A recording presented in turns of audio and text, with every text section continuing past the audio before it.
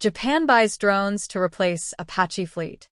Japan's fiscal year 2026 defense budget, enacted on April 7th, includes 11.1 billion yen, $69.7 million, earmarked for the acquisition of 5 wide-area UAVs for the Ground Self-Defense Force, according to budget documents published by the Ministry of Defense.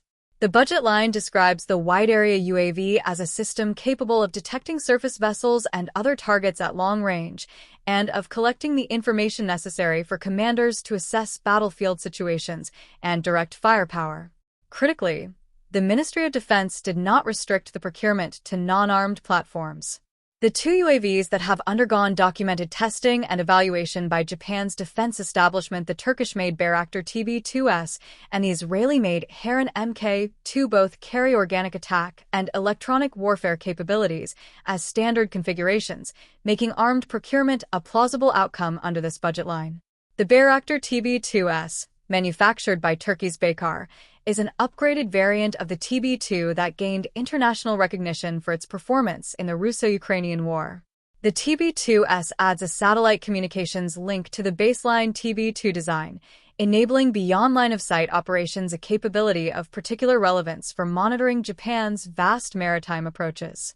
Powered by a Rotax 912 reciprocating engine producing 100 horsepower, the aircraft can remain airborne for approximately 27 hours. 4 underwing hardpoints can carry up to 150 kilograms of laser-guided bombs or missiles. Estimated unit cost is approximately 700 million yen, or roughly $5 million. The GSDF Central Accounting Unit conducted a procurement survey for the TB2S in August 2023. The Ministry of Defense subsequently acknowledged to Jane's Defense Weekly that TB2 testing was underway and expected to be completed during fiscal year 2025. In August 2025, Defense Minister Nakatani traveled to Turkey and visited Baykar's facilities directly.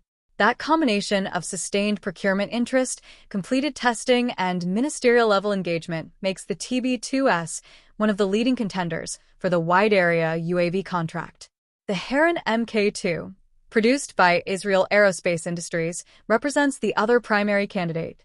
It is equipped with a Rotax 915, is engine rated at 141 horsepower, and is rated for a maximum endurance of 45 hours at speeds up to 278 kilometers per hour. The aircraft carries a wide-area surveillance system allowing broad coverage without requiring the platform to cross into foreign airspace, a significant operational consideration given Japan's legal framework around self-defense force operations. The Heron Mk2 has been observed flying at Shirahama Airport in Wakayama Prefecture, with Kawasaki Heavy Industries reportedly involved as the domestic handling company. The Ministry of Defense told Janes that testing and evaluation of the Heron Mk2 were completed during fiscal year 2024. Its estimated unit price is approximately 1.5 billion yen, or around $10 million, roughly twice the TB2S. Beyond those 2 leading candidates, the budget and procurement landscape includes several additional options.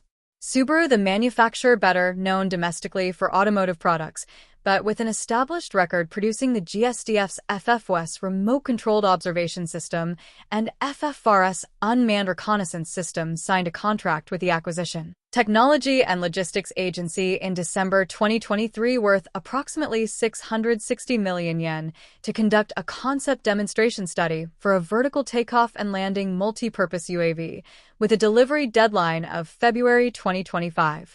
That effort positions Subaru as a potential domestic VTOL contender.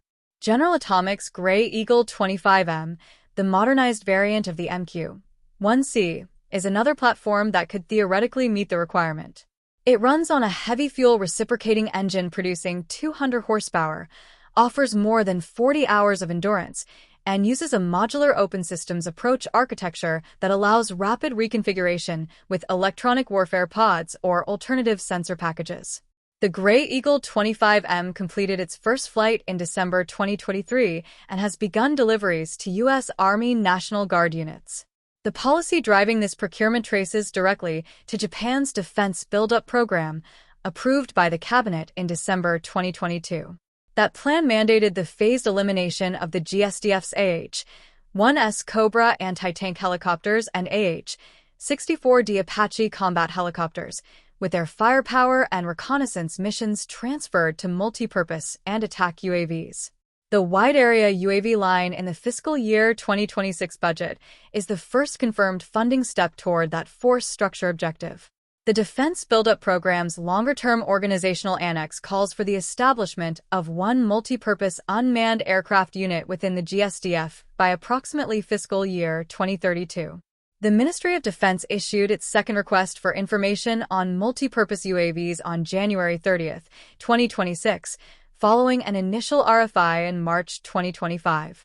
The submission deadline for industry responses to the second RFI was March 12, 2026, meaning the ministry is now processing those submissions as the next stage of the selection process.